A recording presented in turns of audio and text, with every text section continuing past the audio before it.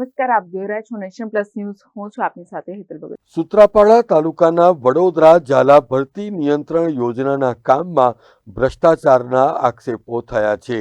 વડોદરા ઝાલા ગામના આગેવાને મંત્રી કુંવરજી બાવળિયાને લેખિત ફરિયાદ કરતા જણાવ્યું છે કે વડોદરા ઝાલા ગામે ભરતી નિયંત્રણ ડેમના દરવાજાનું કોલમનું નીકળેલ લોખંડ કોન્ટ્રાક્ટરે બારોબાર વેચી માર્યું છે.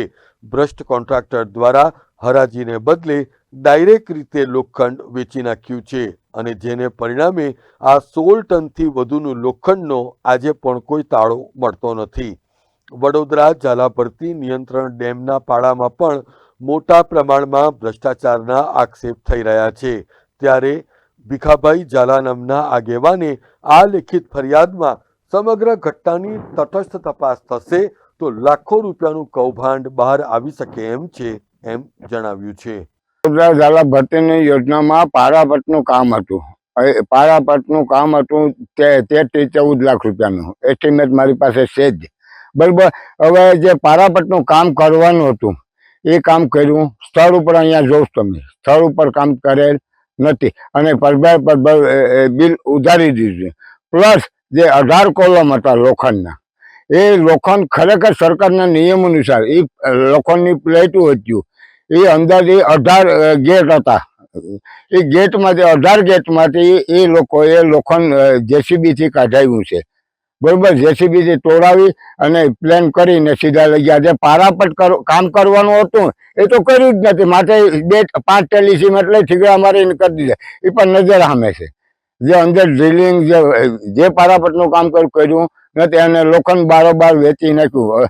કોન્ટ્રાક્ટર અંદાજે 16 ટન જેટલું એ 6.5 લાખ રૂપિયાની આસપાસ વેચાણું જે પાર્ટીને વેચાય તો વાયા મીડિયા મેં જાણ્યું ને એટલે મોટું હતું. અને ખરેખર જો તટસ્થ તપાસ થાય તો એમાંથી એક ટુકડો કાપીને વજન કરે તો 18 ફૂટની વજન પ્રમાણે માપી લે એટલે 16 ટન જ થાય. એ ક્યાંક એજન્સી છે, એજન્સીનું બહુ મને નામ આવડતું નથી, બહારની છે લગભગ, ત્યાંની વેરાવળ સાઈડની છે કોક.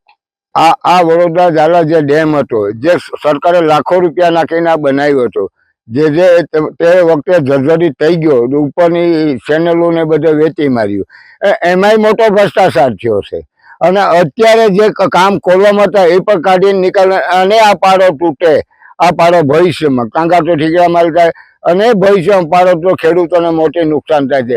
અને આ ગામમાં આ કામની અંદર જે કોન્ટ્રાક્ટર હોય એના ઉપર પણ કાયદેસર એફઆઈઆર થવી જોઈએ, અધિકારીઓ ઉપર પણ થવી જોઈએ. મારે તો માગણી તટસ્થ તપાસ થવી જોઈએ અમે ન્યાયની દ્રષ્ટિએ. અને આવું બને ખરેખર નહીં તપાસ થાય તો હું કોર્ટમાં જવા માટે તૈયાર છું, જરૂર પડશે તો. હાલ માનનીય ભાઈ સિંચાઈ મંત્રી કુંવરજીભાઈ બાવળિયા, મુખ્યમંત્રી ભૂપેન્દ્ર પટેલ અને રાજકોટ ડિવિઝન અધિક ઇજનેરશ્રી રાજકોટને ત્રણેય જગ્યાએ અહીંયા તો અમે રજૂઆત કરી છે પણ કોઈ અમારું સાંભળ્યું નહીં. ફોન દ્વારા છે ને એ કોલ રેકોર્ડિંગ પણ મારી પાસે છે. અધિકાર કે નાના કઈ નથી, અમે એવું હશે તો લોકોને વેચ નાખ્યું તો બિલમાંથી કાપી લેશું. આવી વાતો કરીને વાત કાપી નાખે.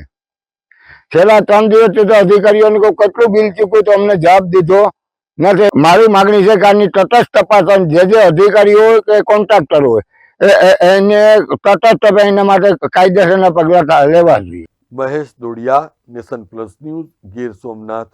સમાચારોનો સતત અપડેટ મેળવવા માટે અમારી નેશન પ્લસ ન્યૂઝની યુટ્યુબ ચેનલને સબસ્ક્રાઇબ કરો, બેલ આઇકન દબાવો અને જોડાયેલા રહો ફેસબુક, ઇન્સ્ટાગ્રામ અને ટ્વિટર પર.